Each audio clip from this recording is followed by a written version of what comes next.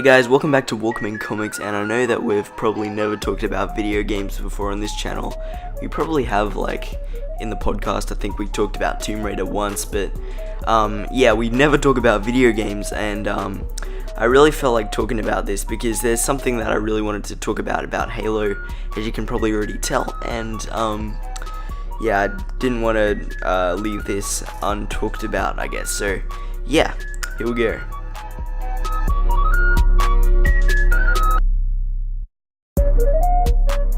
So we all know how Halo ended.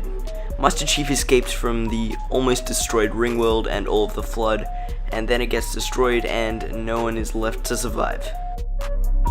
Halo. It's finished. No.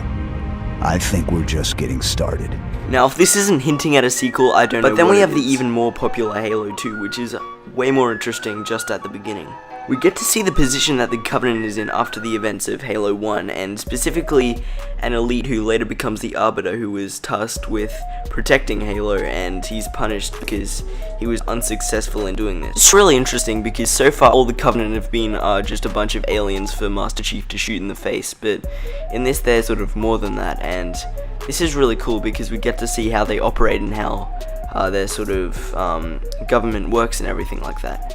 Also, I'm using the cutscenes from Halo 2 Anniversary, not the original Halo 2, because it looks really good and the animation is on par with most sort of CGI movies nowadays, and if it's that good, I'm going to use that. And also, if you look at the cutscenes from the original Halo 2, oh god, what is that? Get it away from me. Halo 2 really makes a member of the Covenant mean something more than just a line of code that you're killing off when you shoot it with your assault rifle, and this is really seen through the Arbiter because he's really ridiculed by basically every other member of the Covenant. Even the Grunts are just like, oh, that was heresy, he should be killed. And we get to see this just right in the first cutscene as he's being tortured by two of the brutes, and there's an entire stadium of the other Covenant soldiers and they're all laughing at him.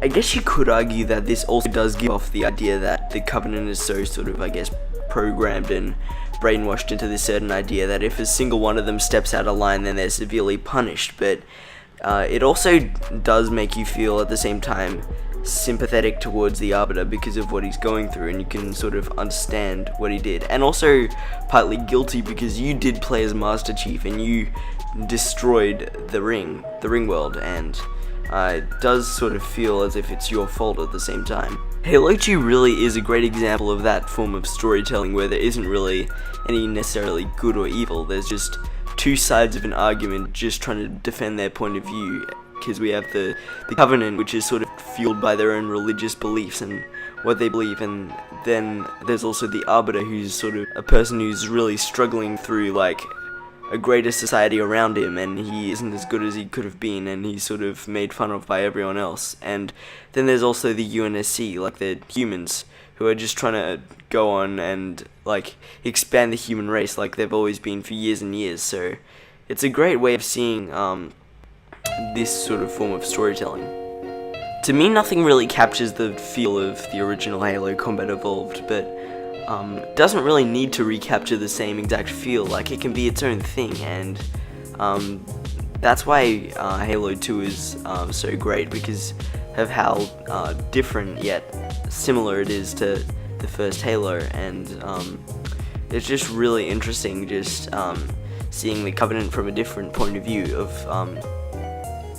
someone who's failed the Covenant because of something that they're supposed to do, and they have to really suffer the consequences for that. And it's always really interesting when you take a story and really sort of change a vital element of it that really makes up what it is, and that's probably why I really like Halo 2 as well as Halo 1.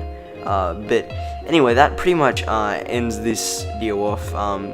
That's me just ranting on and on. Maybe I'm just some random person who's looking too far into a video game. I don't know, I like to think that I actually know what I'm talking about, but tell me what you think in the comments, because yeah, it would be really interesting to get a discussion about this. Anyway, thanks for watching, and see you in the next video.